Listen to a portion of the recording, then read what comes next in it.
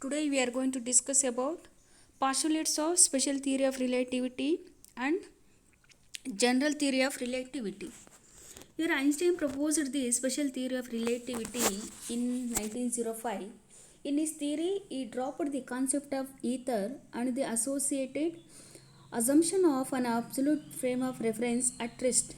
He revised the classical ideas regarding space and time by asserting that absolute motion is meaningless. All motions in this world are relative. And Einstein ideas are included in the following two postulates. See, first postulate is the laws of physics are the same in all inertial frame of reference, which means the first postulate is an extension of the Newtonian principle of relativity to include not only the laws of mechanics but also the laws of rest of physics. Second one is the speed of light in free space has the same value c in all inertial frame of reference.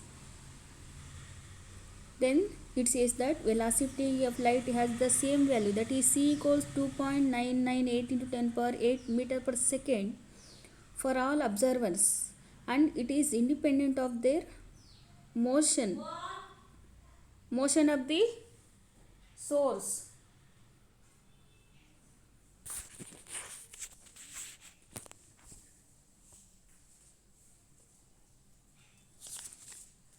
Next we move on to general theory of relativity.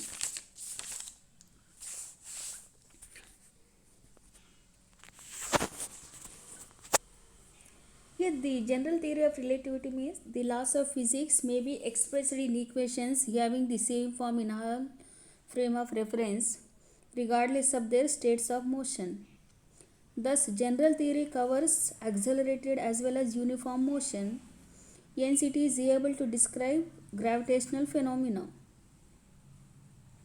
Here the second postulates of general theory of relativity is there is no way for an observer in a closed laboratory to distinguish between the effects produced by a gravitational field and those produced by an acceleration of the body. This is also known as principle of equivalence. This postulates follows from the experimental observation that the inertial mass of a body is always exactly equal to its gravitational mass. Yeah, the main success of general theory of relativity are: one is effect of gravitational field on a ray of light. Yeah, the inertial mass h nu by c square is associated with a light pulse of energy h nu. From the principle of equivalence, the gravitational mass of this quantum is h nu by c square, so that light experiences the gravitational forces. For example, light rays that pass near the sun should be deflected towards it, just like the paths of the planets are deflected by the sun's gravitational field. This deflection for a ray of light is shown below. This deflection is known as Einstein effect. This effect can be detected at the time of total solar eclipse. And the experimental value of the observed deflection is almost equal to its theoretical value, which is 1.75 seconds. Second one is general theory predicts that the path of the planet about the sun will not be precisely an ellipse. The orbit will slowly rotate in the motion of its motion, so the axis turn in space in the same space as the planet's rotation. For the planets in our solar system, this effect should be just sufficiently great to be observed in closed related to the sun, that is closest planet is Mercury. and the point of orbit at which the planet is nearest to the sun, that is perihelion, and it is farthest, further farthest means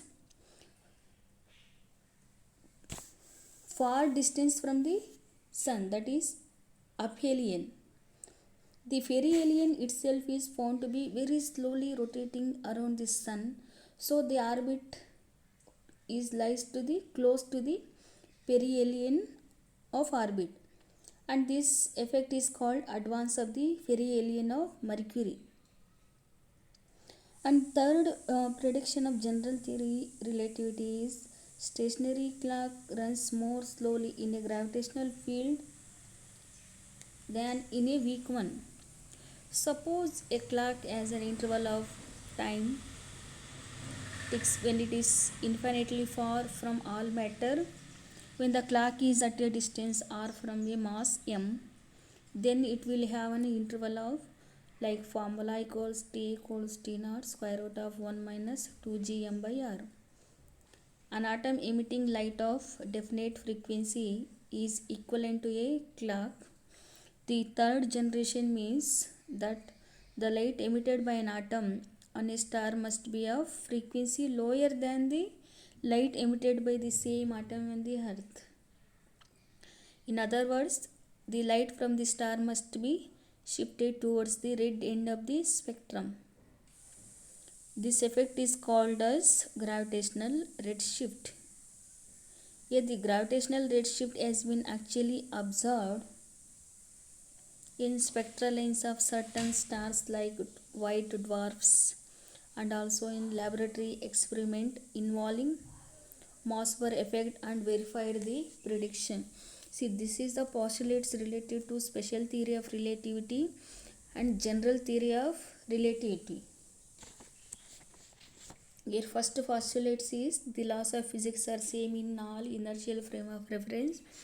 The speed of light in free space has the same value you see in all inertial frame of reference, that is special theory of relativity. And general theory, there are also two postulates.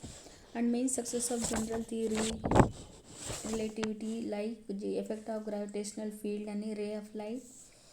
And second one is the path of a planet about the sun will not be precisely an ellipse. And general theory of relativity, it is a stationary clock runs more slowly in a strong gravitational field than in a weak one. So these are the main success of general theory of relativity.